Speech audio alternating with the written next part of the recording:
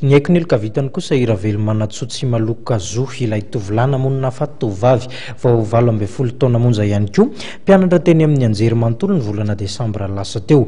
Fahasarotam-piaro io ny fototry ny famonoana raha ny fanazavana azo efa natolotry ny fitsarana androany moa ny lehilahy. Ndao rahantsika ny Antsiprimba.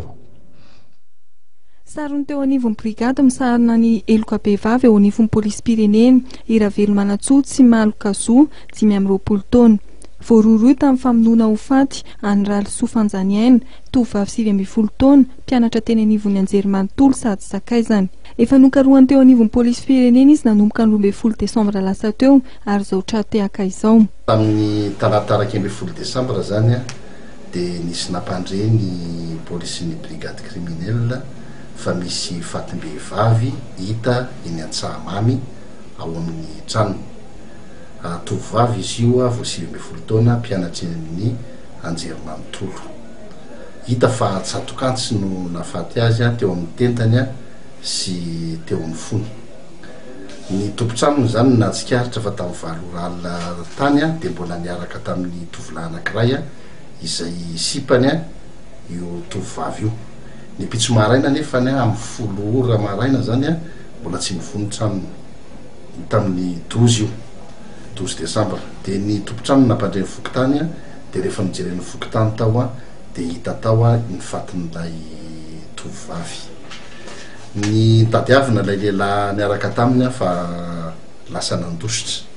Io tovolahy io zany vao 20 taona ihany koa. Nandositra tany amin'ny faritanin'ny Fianarantsoa izy dia nanao lozam-pifamoivoizana tany dia voatery nampidirina hôpitaly tamin'ny 14 desambra. Dia nanova anarana izy rehefa niditra tao amin'ny hôpitaly be ny Fianarantsoa dia novainy ny anarana. Dia ny anabaviny sy ny dadafarany no nanafina azy tamin'ny Fianarantsoa.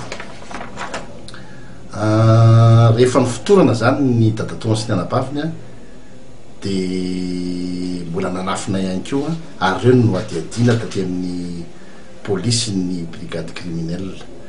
Dia rehefa avy any amin'ny hôpitaly izy zany dia nafen'ny anabaviny, nafen'ny fianakaviany tany Anosimanjaka. Dia rehefa nitazon'ny polisy ny anabaviny zay ry zareo vao niaiky fa hoe ary izy any Anosimanjaka izy.